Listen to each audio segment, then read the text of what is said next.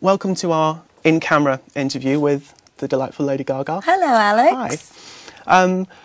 We only have 2 hours with you today, as you're off the Only O2. 2 hours? Only 2 hours, and we got a lot of questions. How are you? I'm very well. How are you? I'm good. How are you? I think we're going to dive straight in, and the first question that we have is from myself, Alexander Fury in London. Showstudio.com is a fashion website, first and foremost. Lady Gaga, we've asked you to be the 9th participant in our series of in-camera interviews because more than any other contemporary musician, your work feels inextricably connected to fashion. What function does fashion serve for you? Do you use it to underline your musical themes, or is it another outlet for a different type of creative expression? Well, it's all of the above, but I think more importantly on a cultural level, I feel that music and fashion have always mirrored one another. There's a creative consciousness, a trend that is part of the zeitgeist in the way that people think about art and colors and patterns, and music and fashion, music and visuals they're connected in that way. I guess I could say that they come from a similar vocabulary. So I guess I could just say that they cannot be separate. I need fashion for my music, and I need music for my fashion.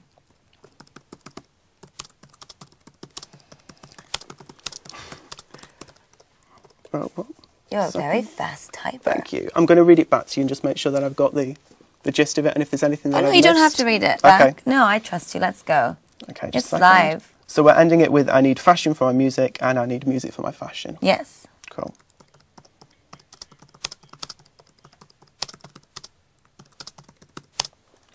Okay.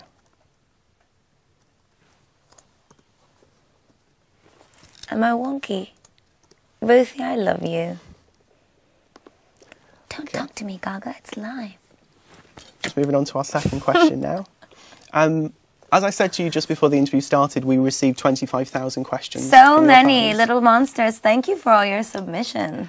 And I read through the 25,000 questions for you. Thank you. And whittled it down as best I could. This question is probably the one that we were most asked throughout the questioning process.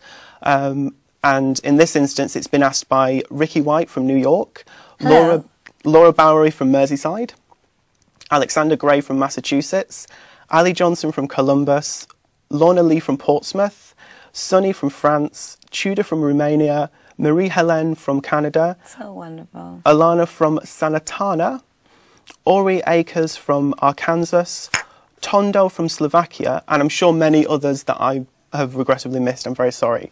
But the way that Ricky White phrases it is, you are such an inspiration from what you wear to how you sing, but where do you get your inspiration from? From capital H-I-M. I think there's two different kinds of artists. There's people that need to be plugged in to perhaps a cultural movement in music, or a movement in fashion, or a movement in the latest fishing techniques. But I think for some of us, and I would perhaps say the same about my very good friend Nick Knight, who I love so much, that for some of us, it's a much more innate gift. It's a much more spiritual experience.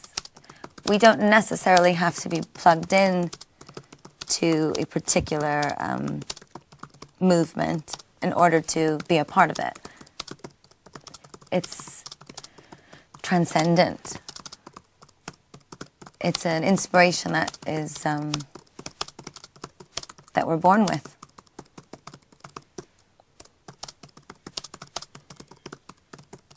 And to be perfectly honest, I would say right now my biggest inspiration is my fans. I feel like they subconsciously transmit all of their freedom and their love and their joy into me through the show, through my communication with them. It's almost like we have our own little spiritual connection that's completely separate from anything else.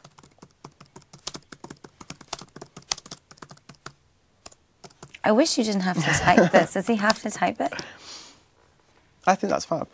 Okay. It's quite nice because the idea is sort of if someone comes, just to go as an aside, if someone comes in halfway through the interview, although I know we've had some tweets that people have been staying up and it's 4 a.m. where they are and they've stayed up to watch this. But if anyone, for whatever reason, comes in halfway through, they can see how you've answered so far. Oh. And then later on, they can see the on-demand footage, which we'll have very soon. Great. I'm just checking my spelling because it's absolutely frightful. I couldn't even spell Nick Knight, which is reprehensible. Which is reprehensible. You should be spanked. Well, how do you say it in London? Flogged. Flogged. You should be flogged. We should say that to Ruth. I'm sure Ruth would enjoy that. Flogging. It's like the bum film. It is. For anyone that's wondering, Ruth is the impossibly beautiful woman that's filming us right now. Impossibly beautiful and very talented. And very talented. Okay. We're on to question 3 now. Question 3 is from Midheeb Nick Nuardhit, I hope I've pronounced that correctly, who's in Ireland. Did Rainer Maria Rilke's theory that artists should not accept criticism help you stay determined when you were starting out? Yes, I love Rilke. It's no secret that I live my life in almost utter submission and loyalty to Rilke. I think it's important to be able to be objective about your own work, and I also think it's important, what I've learned through my love of Warhol, also to empower the people around you to feed your creativity. Criticism can be wonderful if you have a very strong sense about what you're creating. If you have an incessant need for validation from an outside place that is not yourself, that's when criticism can be not just detrimental, but completely life-changing to your work. You don't want the world to dictate what you create. You want to be a fuse, a funnel. It has to always come from you. So yes, in short, I don't give a fuck what anybody thinks. Except for Nick Knight. Nick Knight is God.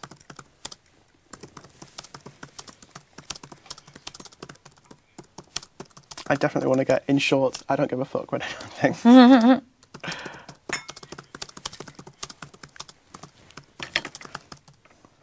And it kind of answers our next question, I think. Okay. But I will ask you the next question anyway. Mm-hmm.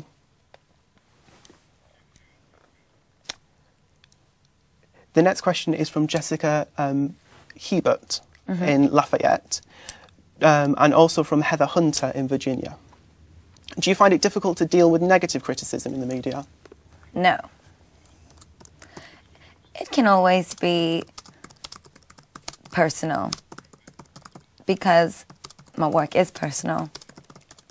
But you have to so truthfully believe in yourself and what you're doing, and you have to almost refuse criticism and negativity like a bad heart. The wrong organ was given to you during a transplant. You've got to reject it. You must reject it. It's a lovely analogy. I like morbid surgical analogies.